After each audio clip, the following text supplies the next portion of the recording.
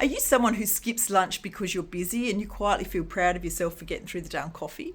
I want to speak to you directly because I see this pattern all the time. You tell yourself you're not hungry, you say you're fasting, you convince yourself that you're being disciplined, you power through the day until maybe about 3 or 4 o'clock, and on the surface you may even look like you're in control. But I need you to understand what's actually happening inside your body when you do this. You see, when you delay eating, your body, it still has one job that it cannot not do. It must keep your blood sugar stable because your brain depends on it and your cells depend on it. So if you don't provide fuel for your body through food, your body's going to go ahead and create it. That sounds fine, right? But how does it do this? I'm Jodie Studley, naturopath, metabolic balance practitioner and emotional dynamics coach. Stay with me here because we're about to dive deeper into why meal timing is causing your energy crashes.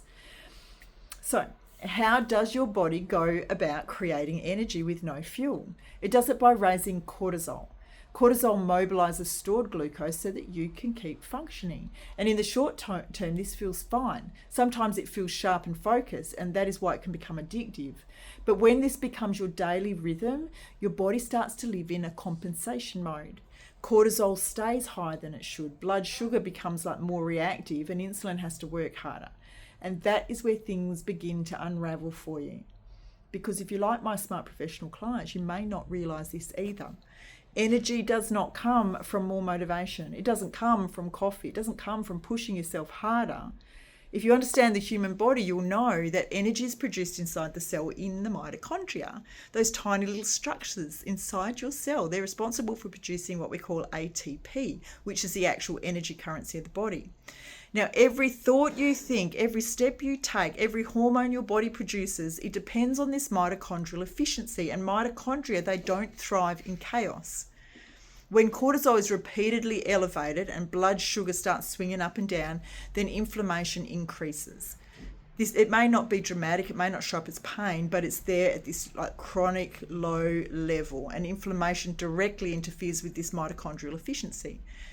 When inflammation rises, mitochondrial output, it drops. And when mitochondrial output drops, you feel tired. Not just sleepy, but deeply tired.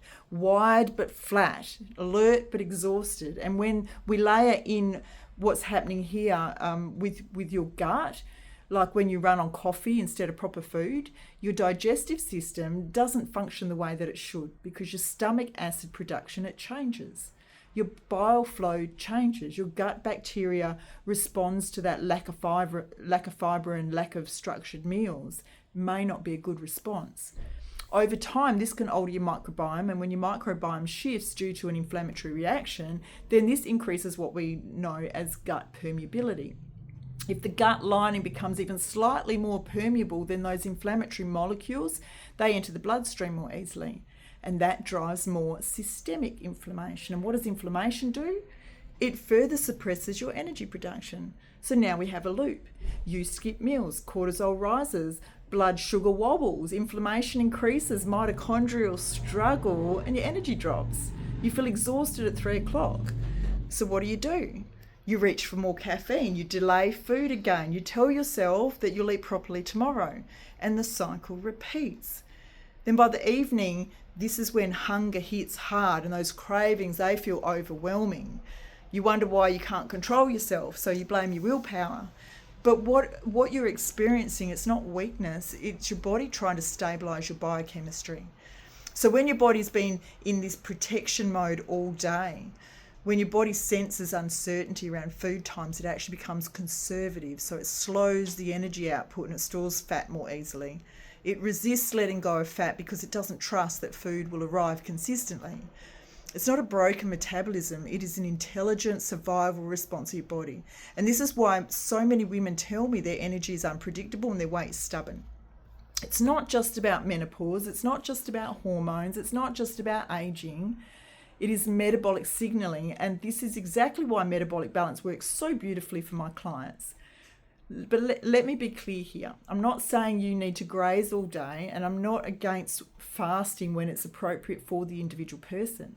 What I am saying is this, that after 40, you can't ignore your metabolism because your body needs safety in rhythm. When you provide balanced meals with adequate protein, fiber, and healthy fats at reasonably consistent times, then cortisol, it reduces. The blood sugar stabilizes. The inflammatory load, it drops. The gut begins to regulate, and your amazing little mitochondrial functions can do it more efficiently. And when this happens, then your energy becomes steady. Not wired and tired, but consistent and steady. You begin to feel cleaner in the morning. You don't crash in the afternoon. You don't feel anxious or frantic in the evening. And something else really important shifts. You start to trust your body again. Because when energy is stable, your cravings, they will naturally reduce. And when you stop fighting against yourself, what this means for you is that weight loss becomes easier, energy becomes more consistent. So know this, your body's not trying to sabotage you. It is responding to the signals that you are giving it. If you want stable energy, you must provide stable signals for the body. Remember that energy happens in the cell, and your cells are listening to everything that you do. You're not lazy, you're not weak, you're not lacking discipline. You're simply running a stress response pattern that your body has adapted to. The good news is this, that when you change the signals that you give to your body changes the response, because your body's your best friend. It's not your enemy. Now is the best time to stop depriving your body and start supporting it instead, because once metabolic balance has been safely restored, then energy does follow, and that changes everything for you. So cherish yourself, because you deserve it.